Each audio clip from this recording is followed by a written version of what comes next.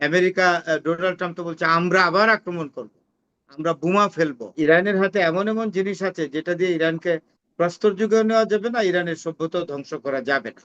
Israel সবসময় ইরানকে ভয় পাচ্ছে, এখন সাংঘাতিক ভাবে ভয় পাচ্ছে। আমার কথা হলো এই, যে ডোনাল্ড ট্রাম্প যে বারবার বলছে ইরানকে ধ্বংস করে দিবে, ধ্বংস করে দিবে, বলেই তো যাচ্ছে, তো ধ্বংস করছে না কেন? আমার কথা হলো যত ধরনের মিলিটারি মিনস আছে, মেজর আছে, প্রায় সবগুলোই তো ট্রাই করেছে। যেমন ধরেন আপনার যত ধরনের আক্রমণ আছে, অ্যাটাক আছে, সবগুলোই ট্রাই করা হয়েছে। যেমন এয়ার স্ট্রাইকিং ট্রাই করছে, নেভাল ব্লকেট ট্রাই করেছে, ল্যান্ডে নামানোর, সৈন্য নামানোর জন্য ইরানের ভূমি দখলে একটা ট্রাই করেছে। তাইলে সবকিছুই তো ট্রাই করেছে, এখন বাকি রইলো অ্যাটম বম, যেটা দিয়ে ক্ষতি করতে পারবে, যেটা আমাদের ইউসুফ ভাই ভালো করেই বললেন, যে অ্যাটম ইজ এ ডেটারেন্স। এখন আপনার কাছে অ্যাটম আছে, আমি আপনার চেয়ে ইনফেরিয়র আছি প্রোটেকশনের দিক থেকে, দুর্বল আছি। কিন্তু আমি যখন আবার আমার হাতেই যখন আবার অ্যাটম চলে আসবে, তখন আপনার এবং আমার পাওয়ার কিন্তু প্রায় সেম, এটা স্বীকার করতে হবে। যেমন এই প্রসঙ্গে যদি আমি উদাহরণটা নিই, ভারত কিন্তু ইয়ের চেয়ে মানে পাকিস্তানের 8টার সমান। এই বর্তমান পাকিস্তান ভূখণ্ড 8টা পাকিস্তান যুক্ত হলে ভারতের সমান হবে। তাহলে পাওয়ার ডিটারেন্স কিসের মাধ্যমে হয়েছে? অ্যাটম বোমের মাধ্যমে। হ্যাঁ, India has got the nuclear power, atom bomb, and Pakistan has got also. এবং সেখানে কিন্তু একটা পাওয়ার ডিটারেন্স আছে। তো এরপরে যে এই দুটো দেশের মধ্যে যুদ্ধ হবে, পাকিস্তান এবং এই ভারতের মধ্যে, এটা কিন্তু প্রক্সি ওয়ার হবে, মেসি ওয়ারে যাওয়ার সুযোগ নাই। কারণ মেসি ওয়ারে গেলে দুই দেশের হাতে আণবিক শক্তি আছে, অর্থাৎ অ্যাটম বোমা আছে। যেই দেশগুলোর মধ্যে অ্যাটম বোমা আছে, তারা পরস্পরের সাথে সংঘাতে যাওয়া, এক্সক্লুসিভ ওয়ারে যাওয়া সম্ভব না, তাদেরকে প্রক্সি ওয়ারই যেতে হবে। এবং আমেরিকা ইরানের বিরুদ্ধে যতগুলো ওয়ারে এতক্ষণ অ্যাটাক করেছে, সেগুলো প্রক্সি অ্যাটাক, প্রক্সি ওয়ার, একদম এক্সক্লুসিভ ওয়ারে যেতে পারে নাই। আমার তো মনে হয় আমেরিকা জানেই যে ইরানের হাতে এমন এমন জিনিস আছে যেটা দিয়ে ইরানকে প্রস্তর যুগেও নেওয়া যাবে না, ইরানের সভ্যতা ধ্বংস করা যাবে না।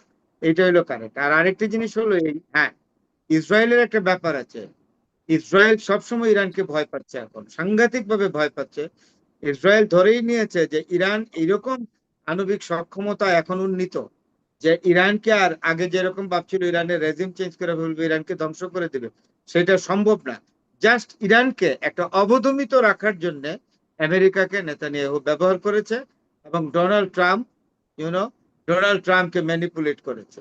যে চেষ্টা আপনার নেতানিয়াহু অনেক আগেও করেছিল, বুশ ওয়ান দিয়েও করেছিল, বুশ টু দিয়েও করেছিল, আপনার হিলারিকে, ক্লিন্টনকে দিয়েও করা হয়েছিল। তারা কেউ, রাজীব ওবামাকে বহু চেষ্টা করেছে, ক্লিন্টনকে দিয়ে বহু চেষ্টা করেছে, ক্লিন্টন রেকি করেছে পুরা ইরানে, যে আসলে আমেরিকা আক্রমণ করলে কতটা করা যাবে।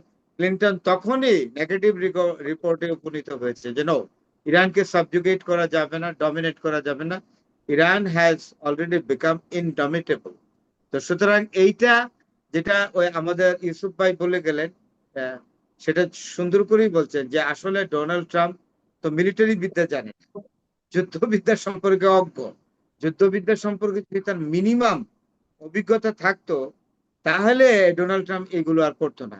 আর অন্যান্যরও যা যুদ্ধবিদ্যা ছিল না, একমাত্র উম, আপনার আমেরিকার প্রেসিডেন্ট ড্রয়েড আইজেন হাওয়ার, ওনার মিলিটারি ব্যাকগ্রাউন্ড ছিল, জর্জ ওয়াশিংটনের মিলিটারি ব্যাকগ্রাউন্ড ছিল, তারা যুদ্ধ জানতেন। এছাড়া তো সবাই সিভিলিয়ান ব্যাকগ্রাউন্ড থেকে এসছে, সিভিল ব্যাকগ্রাউন্ডের আর্মি অফিসার, কিন্তু তারা যুদ্ধ সম্পর্কে লেখাপড়া করেছে, যে যুদ্ধ লাগলে কি কি ধরনের অবস্থা তৈরি হইতে পারে, সেখানে ইরানকে হারানো যাবে কিনা, অবদমিত করা যাবে কিনা, ইরানকে বড় ধরনের চুক্তিতে আবদ্ধ করতে বাধ্য করা যাবে কিনা, ইরানের নিউক্লিয়ার কবজা করা যাবে কিনা, ক্যাপচার করা যাবে কিনা, এইগুলা পজিটিভ নেগেটিভ চিন্তা কিন্তু আপনার ওবামাও করেছে, ক্লিন্টনও করেছে।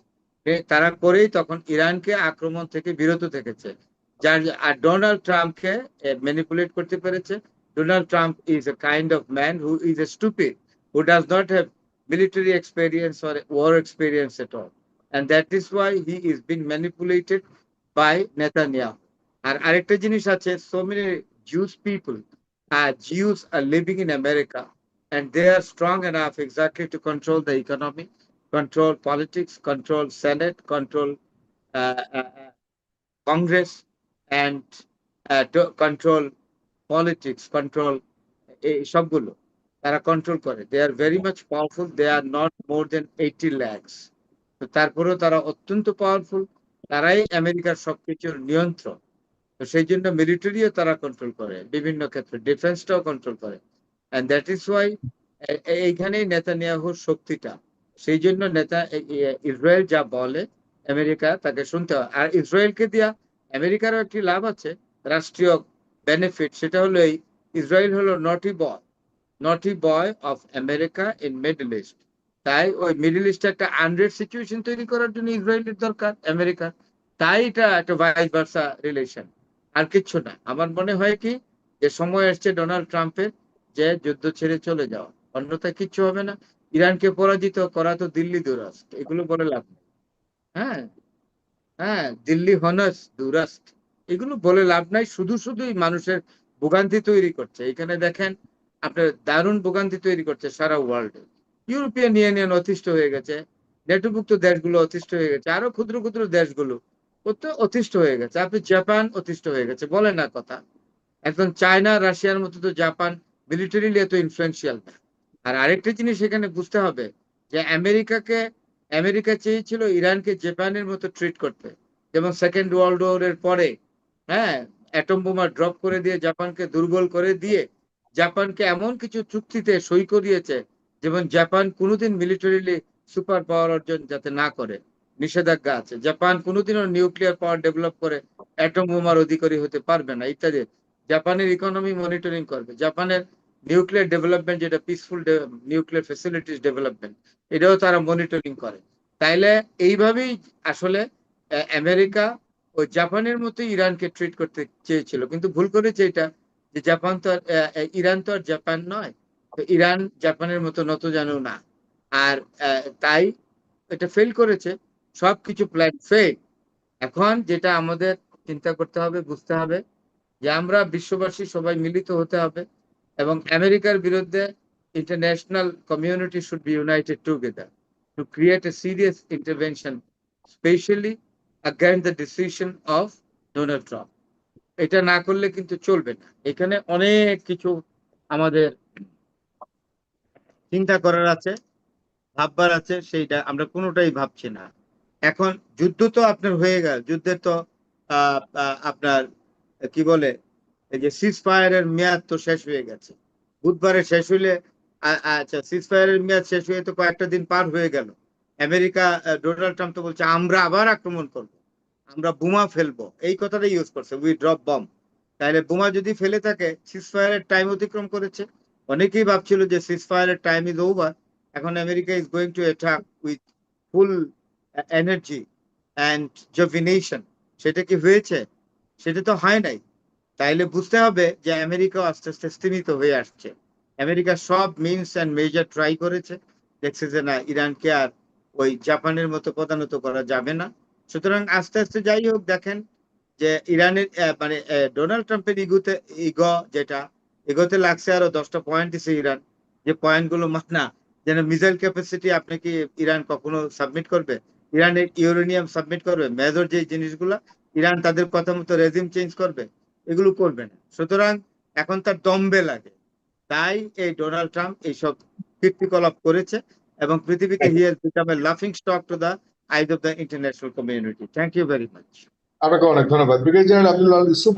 আসলে কি ট্রাম্প ফেসে গেল? আপনার কাছে কি মনে হয় এখন তিনি কি আসলে এখান থেকে কোনো একটা অজুহাত দেখিয়ে কোনো একটা আহ কিছু পেয়ে ব্যাক করতে চাচ্ছে, মানে কিউবা পাবে? ভেবেছিল যে শেষ পর্যন্ত আমরা হরমুজ প্রণালীকে দখল করে নিয়ে অন্তত পক্ষে বুঝাবো যে না, আমরা মধ্যপ্রাচ্যে কিছু একটা নিয়ে এসেছি, ইরানের সাথে যুদ্ধ করে কিছু একটা নিয়ে এসেছি। এই পর্যন্ত ইরান থেকে কোনো কিছু প্রাপ্তির কোনো সম্ভাবনা তো দেখতে পাচ্ছি না। তাহলে কি এভাবে ফিরে যাচ্ছে? আপনার কাছে কি মনে হয়? আমি এখানে একটু কথা বলবো, 30 সেকেন্ড বলে আমি ছেড়ে প্লিজ। দিচ্ছি।